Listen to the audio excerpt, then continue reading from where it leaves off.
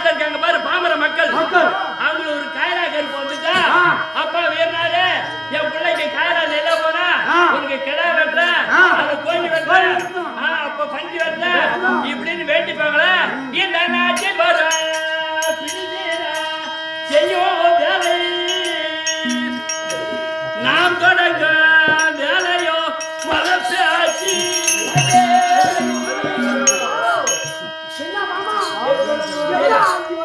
என்னையோ மச்சாங்க அங்க ஓடி போடுவான் மச்சான் நாம என்ன செய்ய போறோம் நாம செய்யறது பெரிய மலை ஐயா மாட்டவில்லை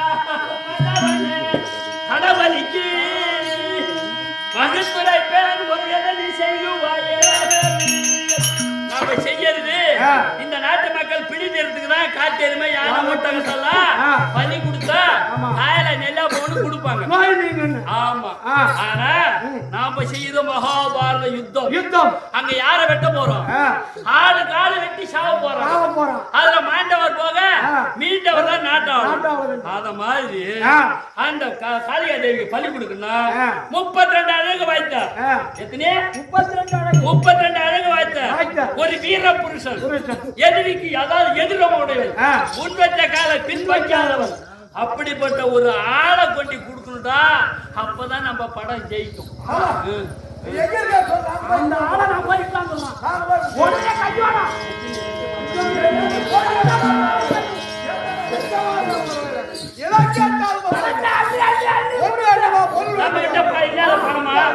சரி வசனத்துல யாராவது ஒரு ஆளை போய் காசு ஊத்திட்டு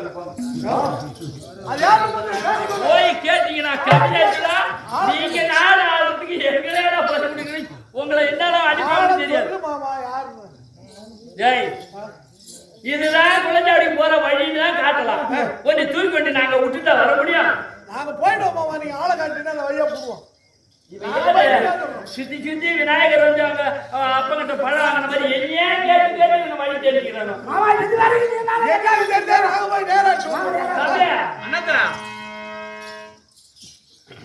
யார போய் பலிக்கு வாடானா வருவாங்க யாரு எங்கடா போய் தேடுறது ஆறுமுகத்தை கூட்டு போவாங்க சும்மா தான் என்ன மாதிரி வரான் என்னடா நீங்க யூடியூப்ல கோட்டுக்கு தேடி போறீங்க உனக்கு போய் ஒரு ஆள் தேடிட்டு வா அது போறீங்க உனக்கு நாலு பேர் வாங்கி தரலையா அதுவே தேடி போவாங்க இல்ல இப்படி செய்யலாமா இல்ல தண்ணி போட்டு தான் செய்யலாமா இல்ல தண்ணி போடாம ஒரு நாளைக்கு செஞ்சு பாக்குமா என்ன நான் இப்ப சாவர கடையை வச்சிருக்கேன் கம்யூனிட்டி இப்படி செய்யலாமா நீ ஆளு என்ன தேடுங்கிறான்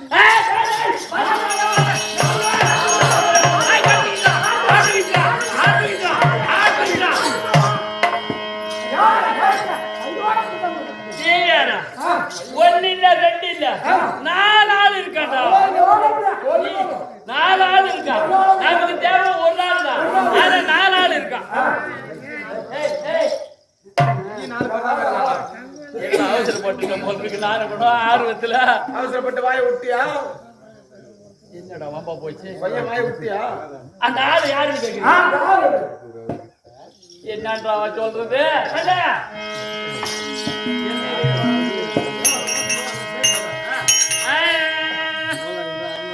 ஐயா சல்லிய தன்னை வைக்க அவன் சார்ந்தவன் புரியன் பக்கம்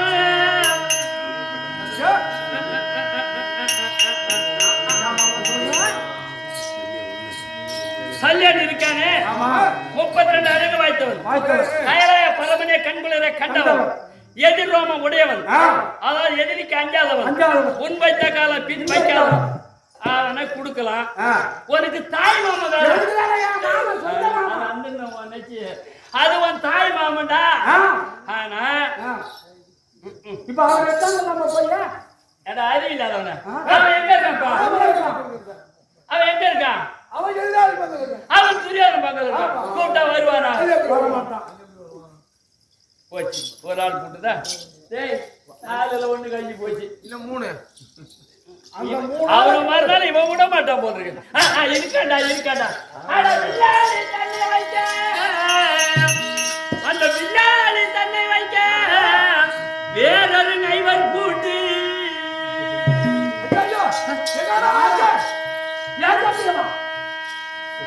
டேய், நானா அவளை போறது நானாடா? உங்க அண்ணனை பலி கொடுத்தா என்ன? என் தம்பியா பலி கொடுக்க போறியா? சரி விடு. இந்த கம்யூனிட்டி பையன் தான் நேற்று சட்டை வாங்கிட்டோம், ஒருத்தன் செத்தாலும் மீதி 4 பேரும் அப்ப அவனை போய் பலி கொடுத்தோம்னா நீங்க அல்ல 5 பேரும் செத்துருவீங்க. அதான் முடியாது, கூட்டுக்கு போ. 2 கழிஞ்சு போச்சு. இன்னும் எண்டு இவன் 2ல இருக்கானா? ஏய், நான் என்ன சின்ன ஆளா? ஓடியாடா.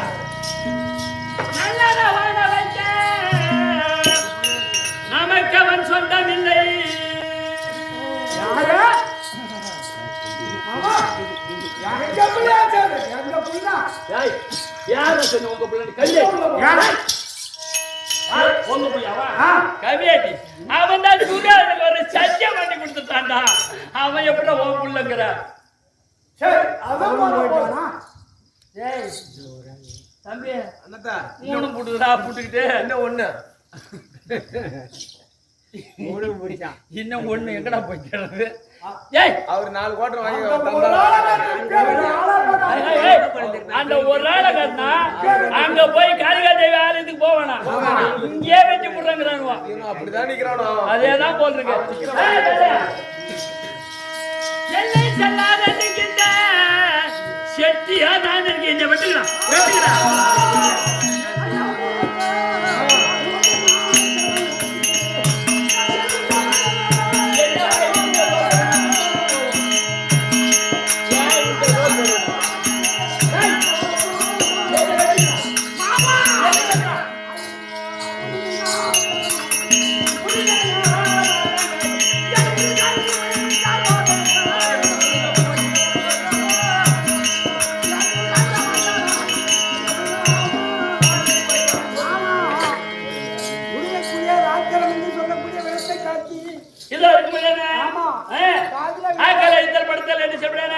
முக்கர்த்தாக்களை முதல் அப்பேற்பட்ட உங்களை எழுந்தவன் யாரால்?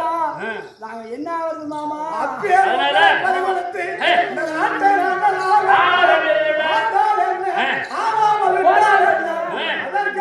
அதற்காக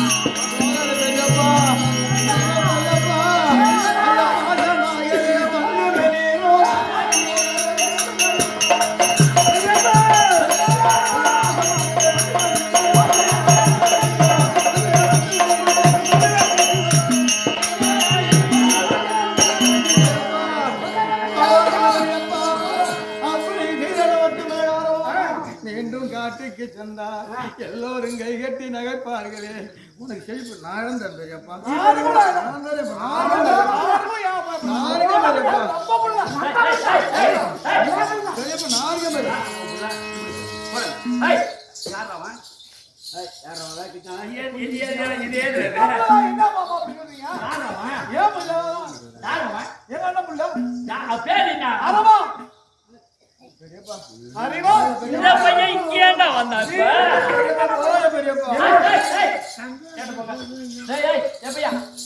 உங்க புத்திசாலமா என்னது எங்கடா வந்தவன் நீ அவன் தான் காட்டுக்கு போறான் ஏன் அவன் மட்டும்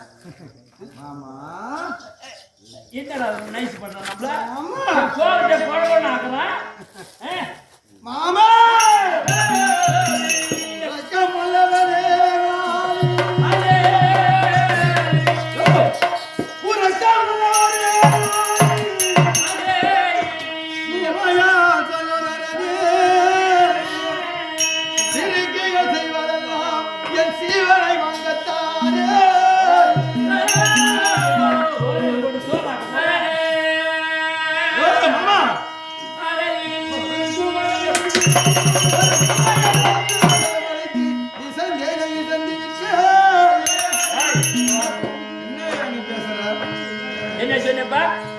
என்ன சொன்ன என்னையா நீ உருக்கம் உள்ளவரே காதி அந்த உமையவள் சோதனை ஆமா கிறுக்குகள் செய்தவன் சீவனை வாங்கத்தானே ஓ சீவன் என்ன ஓ உயிர் என்ன நெல்ல வெள்ளப்படாத நான் வாயை போட்டு சப்பி பார்க்க போறேன் உன் உயிரை வாங்கி நான் என்ன பண்ண போறேன் இல்ல கடையில கொண்டு கொடுத்து ஏதோ ஒரு சிப்ப அரிசி வாங்க போறேன்னா இல்ல ஒரு 10 கிலோ தோரம் பருப்பு வாங்க போனா ஓ சீவனை வாங்கி நான் என்ன செய்ய போறேன் மாமன்னு நான் பாக்குறேன் இல்லன்னா மரியாதை கட்டுது மரியாதை மாமன்னு நான் பாக்குறேன் நீ என்ன சொல்ல தெரியுமா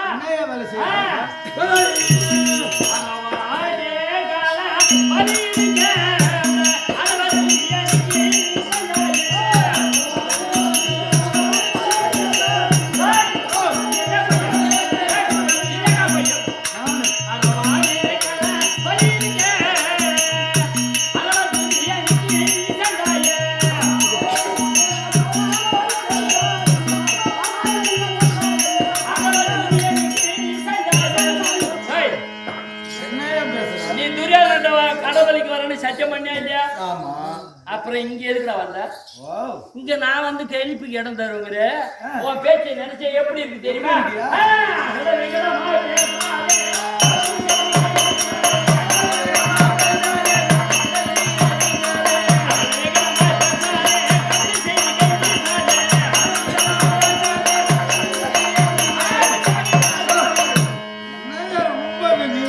கொஞ்சம் பொருட்கள் போய் பேர் இருக்க குற்றமற்ற சந்திரகுலமா என் குடும்பத்தை பத்தி நீ பேசு சந்திரகுலமா அந்திரகுலம்டா அந்தரச்சாரி பசங்க நீங்க அங்க வரன்னு சொல்ற அப்ப இங்க வரன்னு சொல்ற மாமா மரியாதை கெட்டுடும் கரமாக பேசும்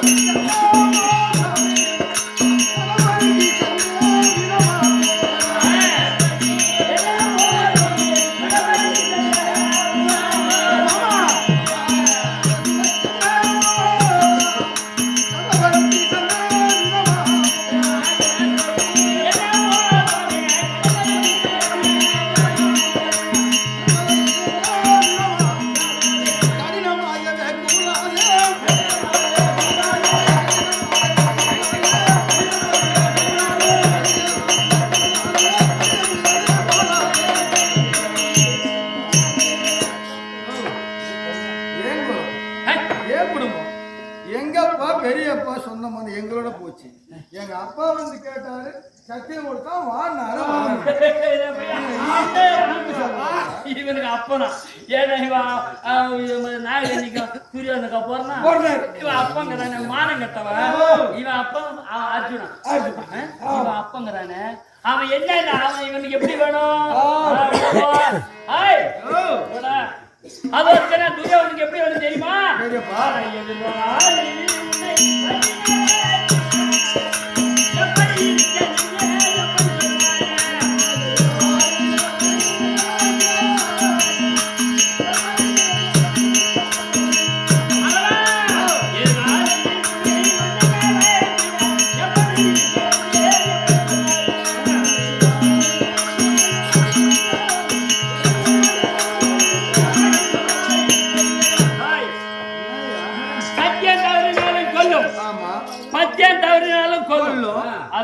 உண்மைதான். ஒரு டாக்டர் குடுக்குறான்னா அந்த மருந்து மாத்திரை சாப்பிட்டாதான் வியாதி தீரும்.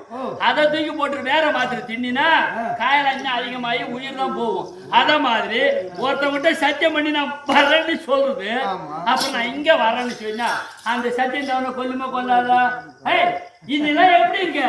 இதெல்லாம் பார்க்கும்போது எந்த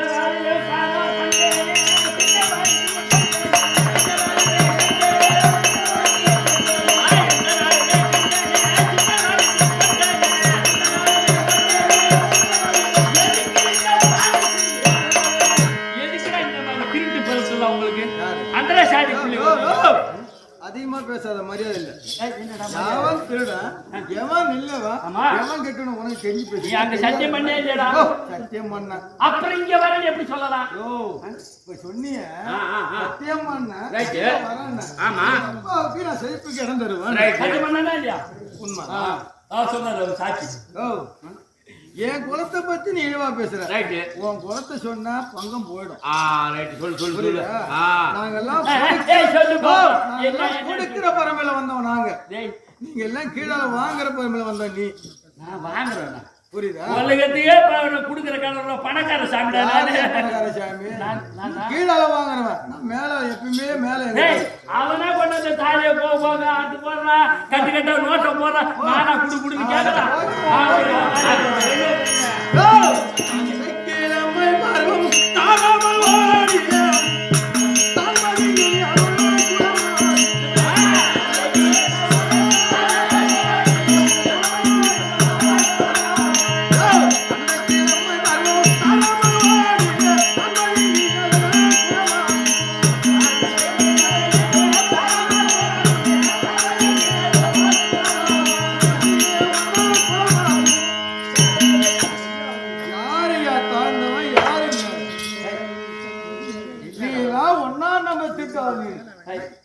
ஆனா உலகத்தான் சொல்றாங்க, இந்த பையன் கூட சொல்றான், என் குஞ்சு தூக்கிட்டு போட்டு சாமி, என் குஞ்சு தூக்கிட்டு என்னடா கோழி குஞ்சு தூக்கிட்டு போட்டு. இப்ப நாங்க வசந்தவன், நான் பெரிய கடவுள், நீங்க எல்லாம் சும்மா அழுங்குற. நான் கொடுக்க வந்தவன், நீ வாங்க வந்தவன். புரியுதா? ஒரு கதை சொல்றேன் இல்ல, ஒரு கதை சொல்றேன் இல்ல கேள்வியா?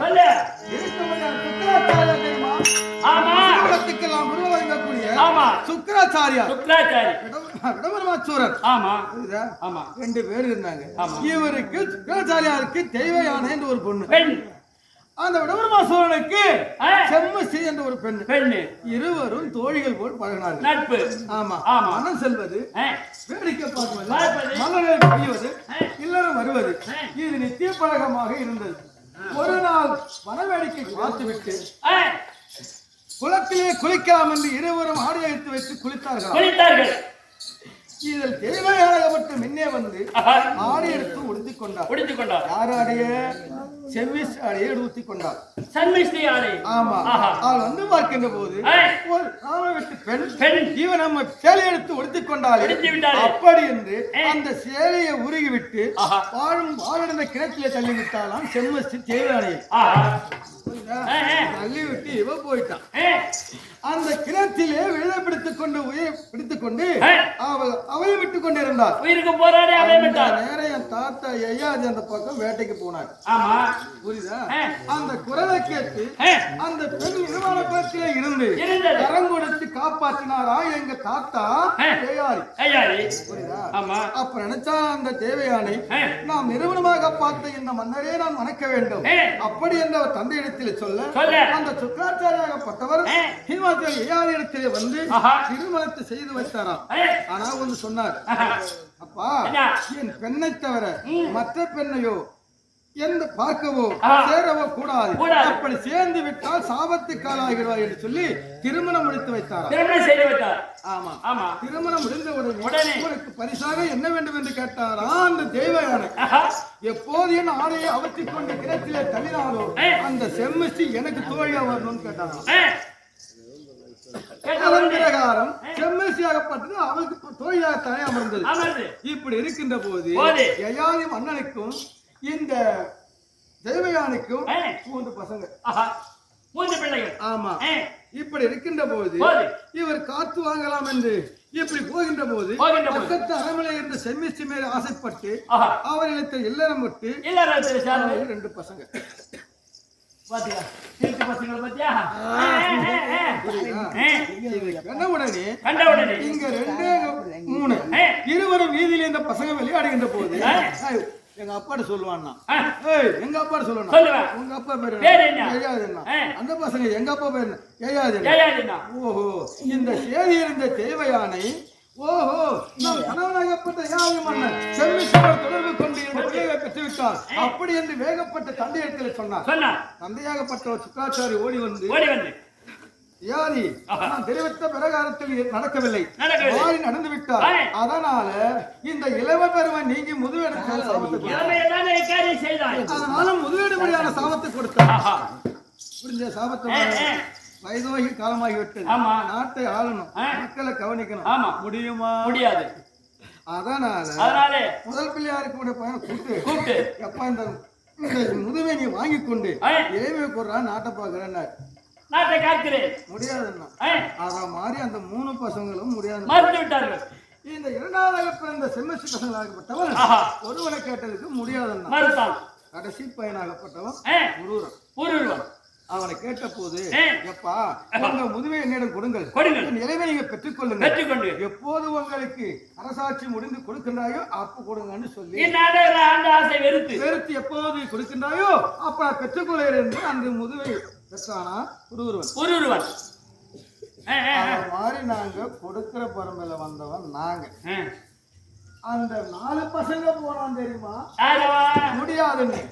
கோக்காதகன் மச்சக்காதகன் மதுக்காதகன் புரியுதா கீழ்காதகன் அதுல 4 பேர்ல நீ கோக்காதகன் நீ இடம் ஒத்தலா போய்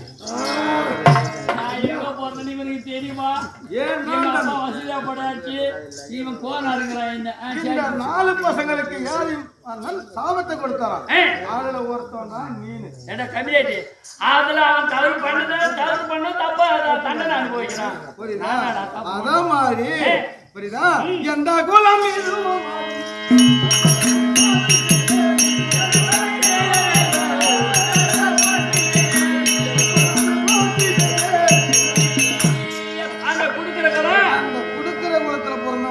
இப்ப உன் கோலத்தை பத்தி நான் வாங்குற குளத்துல பிறந்தவன் நீ நான் பேசட்டுமா போக்காருங்க நான் பேசட்டுமா என்னையா பேச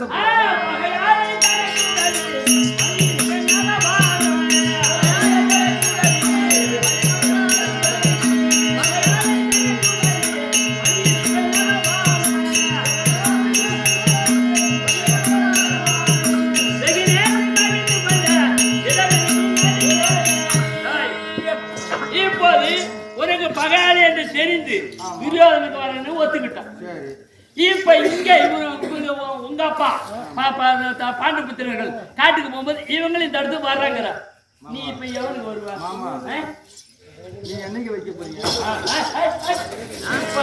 என்னைக்கு வந்துக்கிட்டா அங்க வரன்னு சொல்ற உண்மை நீங்க என்னைக்கு பழி இப்ப நாளைய மறுநாள் தான் அமாவாசை அமாவாசை தான் பலி கொடுக்கணும் இவன் அன்னைக்கு அங்க போறேன்றான் நம்ம என்ன செய்யணும் நாளைக்கு வச்சிருந்தேன் எப்படியா நாளைக்கு வைக்கிறேன் நீங்க பேசுற நான் யாருடா கண்ணா அதெல்லாம் எனக்கு என்ன செய்யணும்னு எனக்கு தெரியும் அதனால என்ன செய்வாங்க பின்னாடி சொல்றேன் அதனால என்னைக்கு பூசை வந்துருக்கீங்க அதோட விட நான் சொன்ன வந்துருவியா நாளையா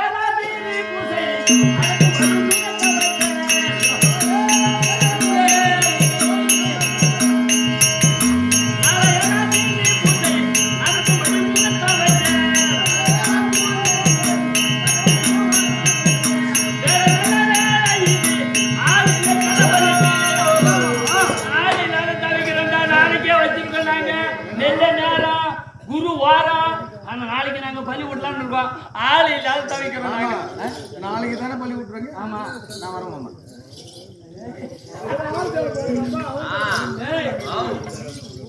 நம்மளா போய் கூப்பிட்டாது இதனை ஏன் நம்ம அந்த ஒரு தேத்தி மாத்தணும் தெரியுமா தூதுக்கு சென்று வர வழியிலே இந்த அரவானாகப்பட்டவர் அதோ மலை மீது ஒரு பொக்கவாளை தீட்டிக்கிட்டு இருந்தான். பொக்கவாள். ஆமாண்டா. அப்போது என்னடா அந்த பூமிக்கும் வானத்திற்கும் ஏக கருமுட்டமாகத்தானே தெரிந்தது. என்ன காரணமா இருக்கலாம் அப்படின்னு அருகாமல் சென்று பார்த்தா இந்த கிச்சாம் பையன் அங்க நிக்கிறான். என்னடா பண்ற ஆரமா அப்படின்னா, மாமா மாமா நீ சண்டைக்கு நாள் வைக்க போயிருக்க, எப்படி சண்டை வச்சுட்டு வந்தீங்கன்னா சண்டை நேரும் போது எனக்கு செத்த வேலை கொடுப்ப, நான் இந்த வாளுக்கு பாரு இந்த நுனி பொக்கையா இருக்கு, அந்த பொக்கையை தீட்டுறேன், அந்த வாழால நான் சண்டை செய்வேன். என்னடா இந்த பையன் எந்த வாழை எடுத்து சண்டை செய்யும் அப்படின்னு கேட்டான். அதுக்கு இந்த பையன் என்ன செஞ்சான் தெரியுமா, என் கையை இப்படி பிடிச்சான். எங்கடா எழுந்து ஓடுறான்னு பார்த்தா பெருத்த தடாகம். அந்த தடாகத்துல நிறைய சம்பு அப்படியே ஊசி குத்த இடம் இல்லாத இருக்கு. அந்த சம்பு கிட்ட கொண்டு நிறுத்தி, மாமா இப்ப பாரு உன் கண்ணால அப்படின்னா நானும் உத்து பாத்துக்கிட்டேன். வாழை எடுத்தான் ஓங்கி ஒரே வீழ்த்து ஒரு வீச்சு வீசின உடனே அல்ல சம்பு மடிஞ்சு போச்சு. அதுல ரெண்டே தப்பிச்சு. ரெண்டு மட்டும். என்னடா அரவன் இங்க வீழ்த்தாண்ட நீ இந்த சம்பளம் வெட்டி தட்டே எரிஞ்சாடா காரணம். அப்பதான் சொல்றான் அந்த பையன், மாமா மாமா இந்த குளத்துல இருந்தது இந்த சம்பு எல்லாம் சேர்த்தால் 18 சேனை எம்மா இருக்குமோ. அம்மா சம்பு இருந்தது. ஆனா இத ஒரே வெட்டுல மல்லாத்திட்டாங்க அப்படின்னா. சரி ஒரே வெச்சில விழுந்து போச்சு. அங்க ரெண்டு நிக்குது. அது யாருன்னா, அது என்ன, அது ஒண்ணு நீனு ஒண்ணு நானு. என்னடா இவன் சொல்றபடி வெட்டிட்டான்னா இந்த 5 பேரையும் நான் காப்பாத்தணும்னு நினைச்சேன். இவனும் சேர்ந்து செத்துட்டானா, ஏன்னா அவனும் சேர்ந்ததான் 18 சேனை. இந்த 5 பேரும் செத்துட்டானா சகாதேவன் சொல்றேன், என் சென்னி தான் கொல்லிக்கூடம், என் உடம்பு என் ஒண்ணு எலும்பு தான் விறகு, என் கை தான் சுடுகாடு, இது விரல் தான் கொல்லி குச்சி, இப்படி எல்லாம் சொல்லி சட்டம் பண்ணி கொடுத்துட்டானே. அவங்க செத்துட்டா நீங்களும் செத்தமா. அதனால அந்த 5 பேரை காப்பாத்தணும்னா இந்த பையனை மின்னடி காலி பண்ணணும். இது அவனுக்கு தெரியாது. நீ எங்க வாய விடலாம், நீ வாய விடாத நான் விட மாட்டேன். நானடா விடுவேன், நான் தானே நடத்துறேன். நீ சொல்லாத நானும் சொல்ல மாட்டேன். கண்டிப்பா வரியா?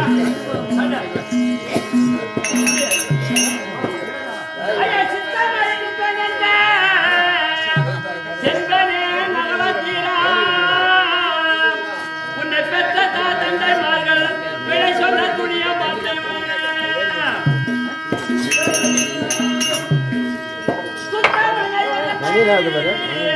சோதித்து பதிவுரைத்த சித்திர நகை என் சென்னையை பார்த்து மரணத்தில் உண்மைதானே ஆக மாட்டியா? மறுநாள் தான் அங்க வரணும். உயிரும் ஒன்னா இருந்தா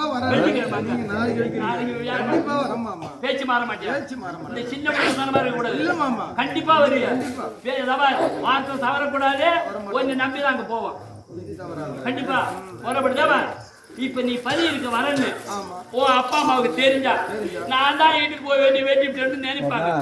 அவங்களுக்கு நான் என்ன அவன மனசுல என்ன கருத்து இருக்கு அப்படின்னு தெரிஞ்சுக்கிட்டு வந்து நான் உன்னை காளிகா தேவி ஆலயத்துக்கு கூப்பிடுவேன். அப்ப என்ன பண்ற, மஞ்சள் துணி ஆடை கட்டிக்கிட்டு பட்டப்பட்ட ராமத்தை போட்டு என் கூட வந்து காளி கோயில் வீரமங்காளி கோயிலுக்கு போகணும்.